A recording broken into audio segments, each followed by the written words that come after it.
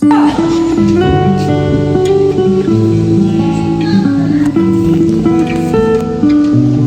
of office. I state your name. I,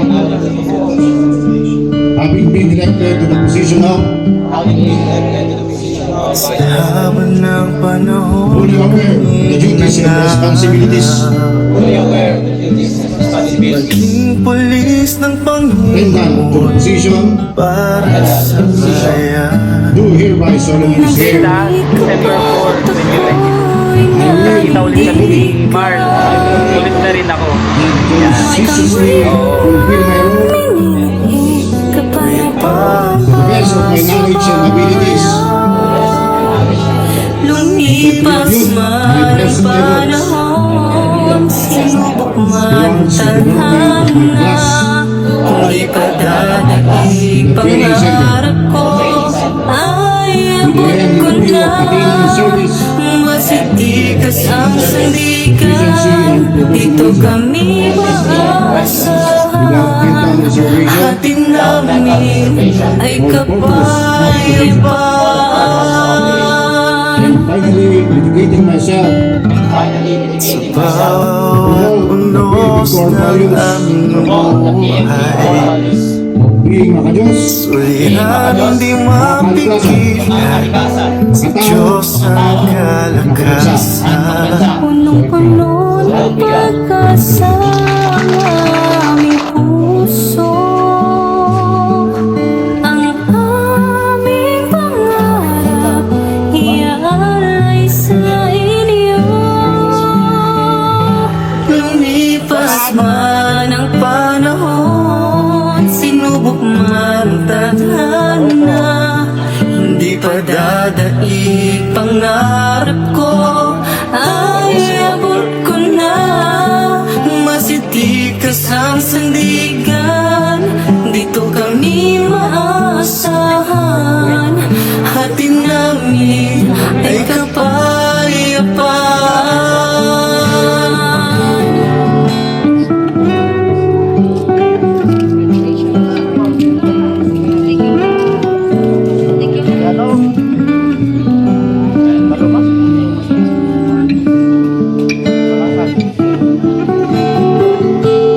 Para sa mamamayan, iyan ang laban. Susubukin ang panahon, kayo'y hindi pababayaan, di pababayaan ng Panginoon.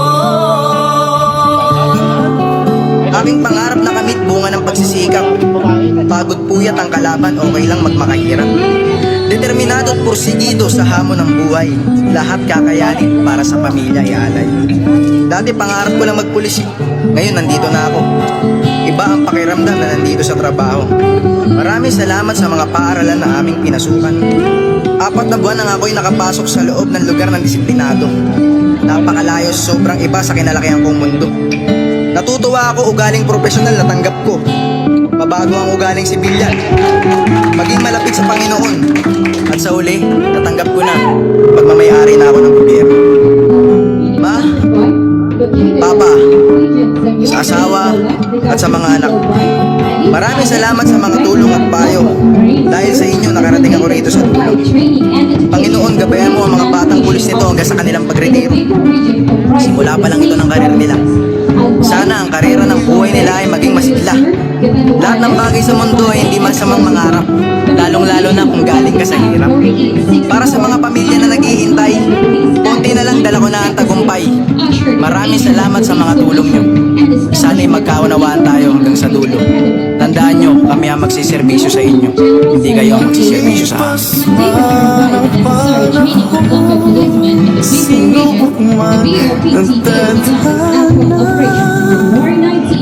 di pa dadaig pangarap ko,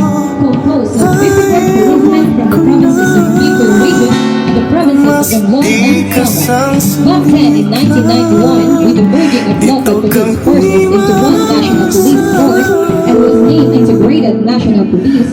This center being the Bicol Regional Police Training Academy was renamed as INP Regional Training Center 5. administration was transferred from the National Police Commission to the INP Training Command as provided for by PD 765. The very police basic recruit training course composed of 54 policemen from the 6 provinces of Bicol region to include the provinces of Romblon and Samar was then conducted. The creation of the Philippines. A big round of applause.